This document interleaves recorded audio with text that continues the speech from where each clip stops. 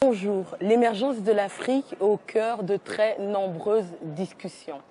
Aujourd'hui, dans notre émission Africa Europa, nous allons parler précisément de l'émergence des acteurs économiques dans l'Afrique de demain. L'émission Africa Europe continue, cette fois-ci donc avec la même configuration de notre plateau, seulement avec un nouveau venu, M. Marc Depose. Enchanté. Qui êtes-vous? Que faites-vous? Et quel est ce lien avec cette émission ou bien avec quelqu'un de ce plateau, s'il vous plaît? Mon nom est Marc Depose, comme vous l'avez très aimablement dit. Je suis juriste de formation, économiste de formation, et j'ai le plaisir de travailler avec M. Joël Bulelli depuis un certain nombre d'années et de participer à l'ensemble de ses projets et au développement qu'il est en train de mettre en place. On parle beaucoup de cette structuration des entreprises de M. Joël Bulelli, Oui. de ce qu'on appelle le One Coin.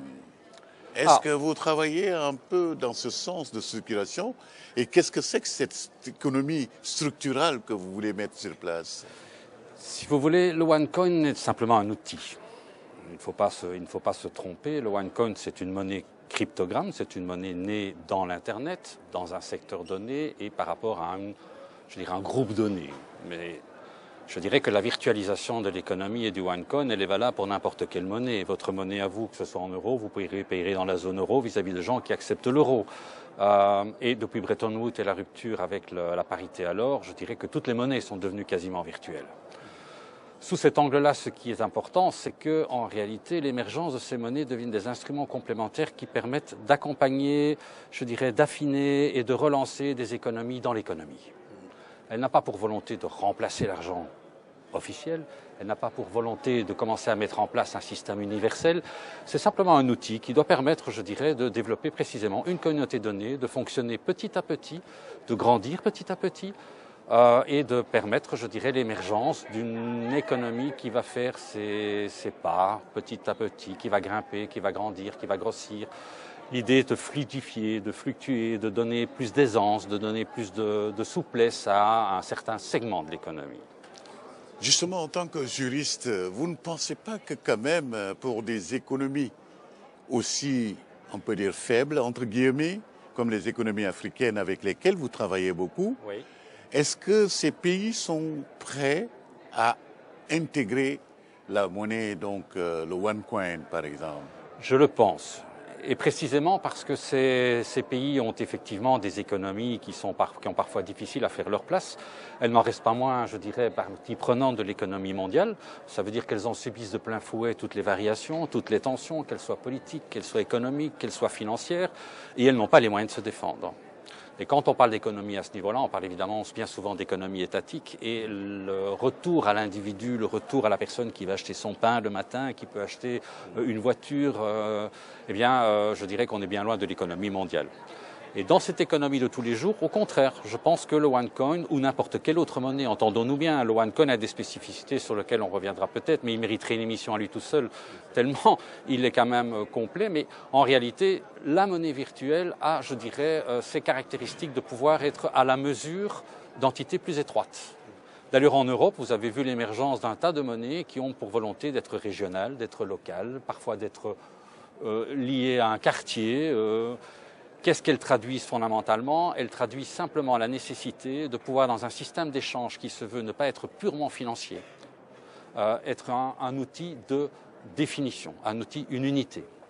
Si moi, je donne des cours de droit à quelqu'un qui lui-même est plombier, je donne des cours à son fils, je donne X heures de cours.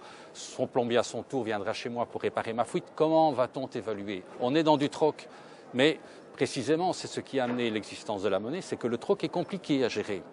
Et donc l'existence d'une monnaie virtuelle, il y a eu des marguerites, mais je dirais que l'imagination est au pouvoir sous cet angle-là. Chaque fois qu'on a créé des monnaies virtuelles, c'était pour la nécessité de pouvoir arriver à quantifier ces échanges informels.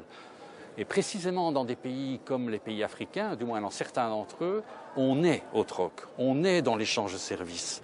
Et la renaissance va passer d'abord par le renforcement de toute cette base économique locale. Et le OneCoin vient précisément apporter cet outil d'évaluation. C'est la raison pour laquelle vous travaillez, Joël, avec M. Marc Depose? Parce que de toutes vos entreprises que vous avez, est-ce qu'elles sont vraiment prêtes à intégrer ce système?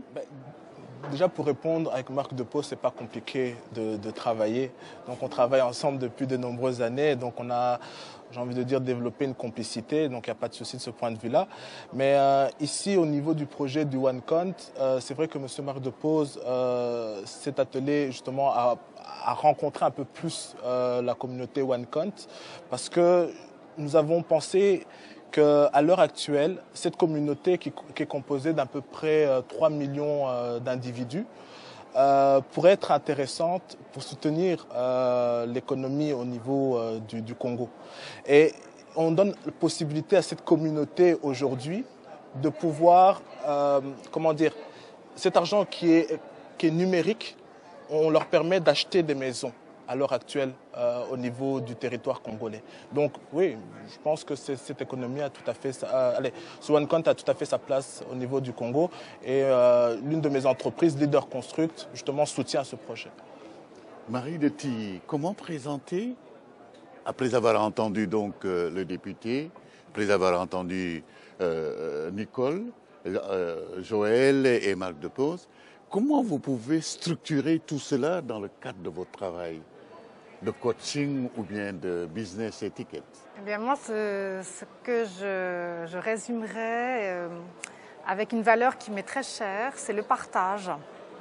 Et j'ai trouvé que, justement, quand Marc Depose parlait de ce troc, je trouve que ça crée un lien.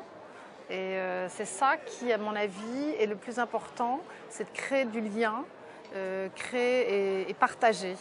Et je dirais que je pense que le nouveau luxe, c'est de savoir partager. Justement. Merci beaucoup, honorable, d'être venu donc nous rejoindre ici. Un dernier mot peut-être pour ce que vous avez entendu? J'ai entendu des choses très intéressantes, notamment votre exposé sur la monnaie virtuelle. Je crois qu'elle a l'avantage de permettre le développement des activités, même sur toile de fond de crise de liquidité. Elle rend l'économie informelle plus résistante à une crise due à la financiarisation de l'économie. Donc je crois qu'il y aura pas seulement des régimes uniques en matière monétaire, mais une monnaie officielle et une monnaie parallèle. Il faut les deux. Il faut les deux. Comme l'économie officielle est quand même séparée de l'économie informelle, je crois que ça va dans le droit sens. Et ça, c'est l'inventivité des Africains qui m'impressionne. Je crois que les Africains ont des moyens, ils ont des idées, et c'est à nous d'accompagner ce développement. Merci beaucoup. C'est sur ces notes d'optimisme du député Goerings que nous allons donc nous quitter aujourd'hui, en remerciant tout d'abord M. Joël Boulouy, jeune entrepreneur donc qui a des dents longues et qui veut aller loin. En remerciant donc la comtesse Marie de Tilly, qui donc avec son concept de business étiquette est en train de faire ce qu'on appelle le link entre l'Afrique, l'Europe et puis des visions futures.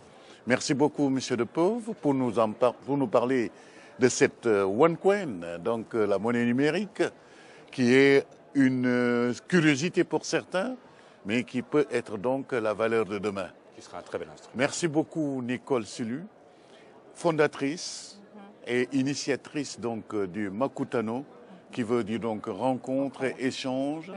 À Kinshasa, il y a eu donc en 2016.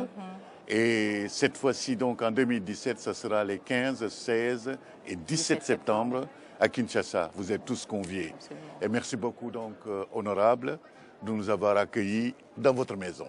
Avec grand plaisir. Merci beaucoup.